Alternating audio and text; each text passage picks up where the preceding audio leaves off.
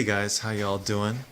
One of my viewers sent me a link to a video about this girl talking about her experience working here in Japan. So I went over and I checked out this video and I watched it, and it's very powerful because now it's not just a gaijin talking about this, but you have a Japanese person, and it takes a lot of guts, to come out and say something like that because here in Japan, you're supposed to have this mentality where work is number one. Work is the most important thing. More important than your personal life, than your family.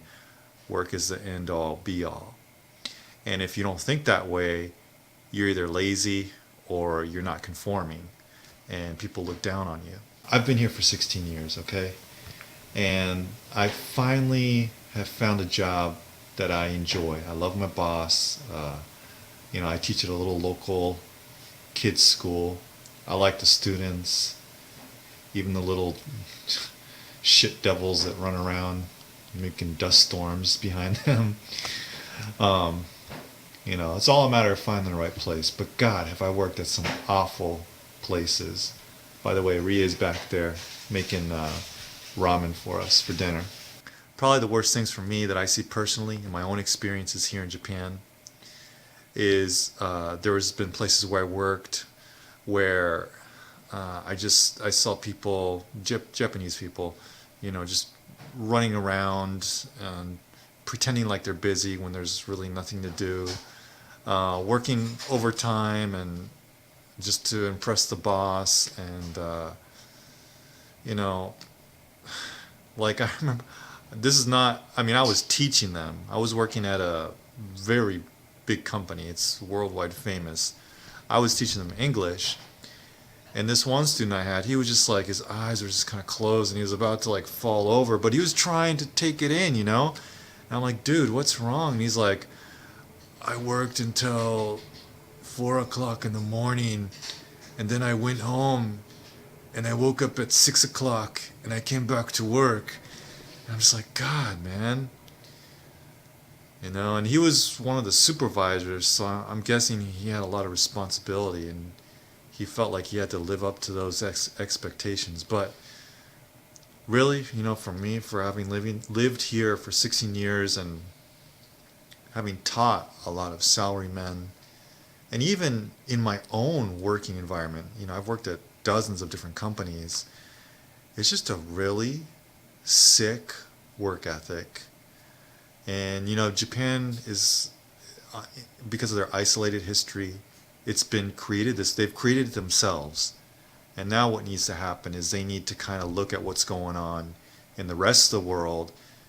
And here's another thing. Here in Japan, mental health care is not developed. I had a student who was a doctor once tell me that psychology is comparable to fortune telling here in Japan. Now, I think some big international companies are just coming onto the cusp of realizing that mental health is important, and that along with that, preserving mental health means having a comfortable work environment. For the most part here in Japan, a lot of companies still run by the old habits and the old ways. And well, anyways, this is Kimi's story.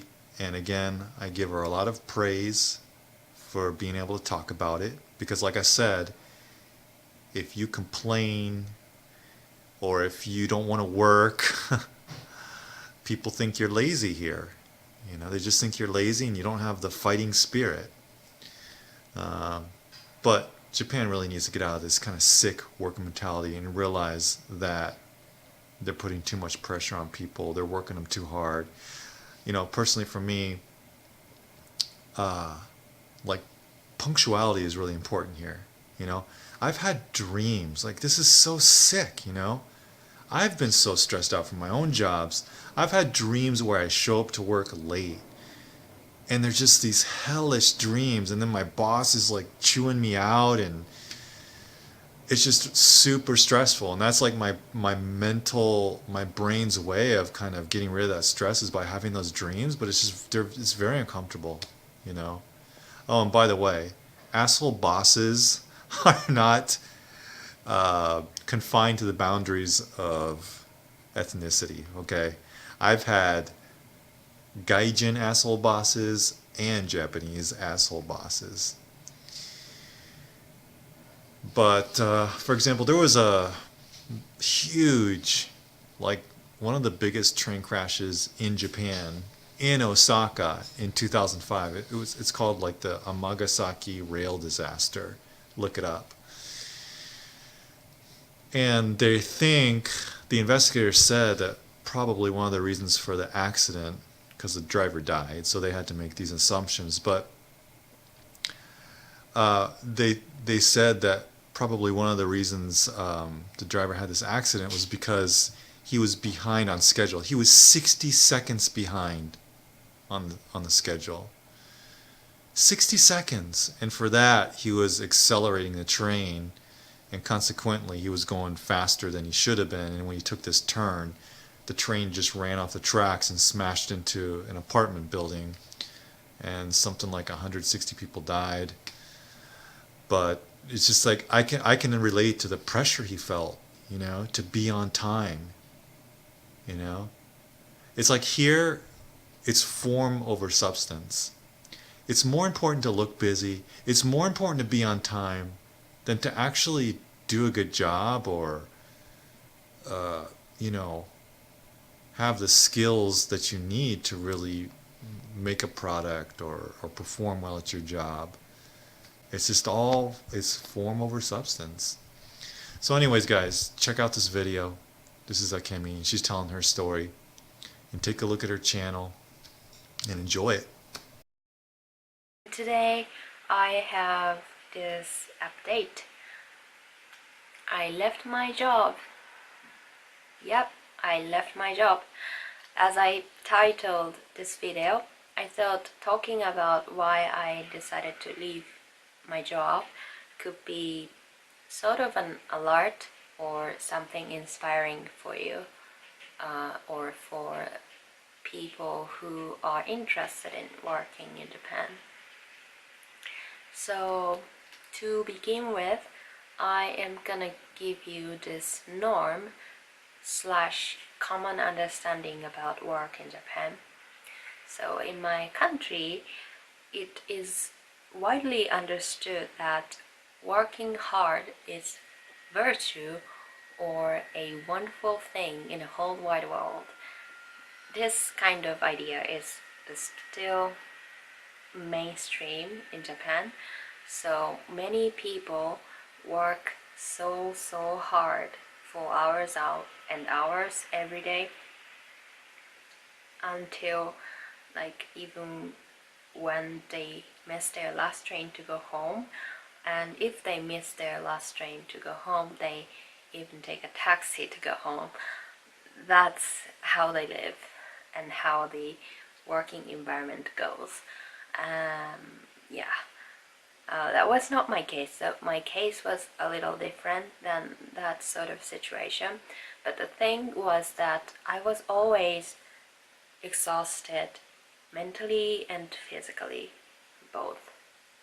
I became exhausted physically first, and then I nearly went crazy after a few months. To look back on the past 6 months, I suppose I did not really understand how important it is to forget about work on my days off, since I was a new person in the job field, and I was a new graduate who was totally ignorant about the society and how the society works. I felt this feeling like of being left behind, and I need to learn more and more and quick. So I always felt tight and pressure in my chest. So what I did on my days off was teaching myself things related to work, and obviously it made me tired or exhausted even more. I did not know how to release myself from work and completely relax. And the reason why I was physically tired was that I worked in a physical work required job environment. So sometimes, or many times I should say, many times I needed to carry and lift heavy things, and sometimes it was too much for me or for a female person, and workload itself was unlikely one woman operation some in some cases. So yeah, I became physically tired too. So what I learned from the first career experience is that making myself comfortable and getting enough rest are such important things. This is a very clear, obvious thing, but I didn't notice this until when my mental and health condition almost went wrong and went to see the doctor. Yeah. Now it's been about a month since I left my job. I feel much better. I can tell I am recovering gradually. And so since I left my job, I've been living in this life cycle. I wake up at around 7 o'clock and do whatever I want to do during the day and go to bed around or before midnight, or even earlier than that. Even at 10 I go to bed at 10 when I feel like going to bed early. And this is great. This lifestyle is much better. I can feel that in my body. And the greatest thing about this lifestyle is that my skin condition has also much improved. You can laugh at me saying this, but it also makes me happy. So yeah, when I was still working, I had big bags under my eyes. I still have pretty visible bags under my eyes, but these were worse than this, and I did look like a dead person. And everyone was worried about me if I was doing alright or not. So I do not regret about my decision that I left my job or I quit and get some rest for myself. Yeah.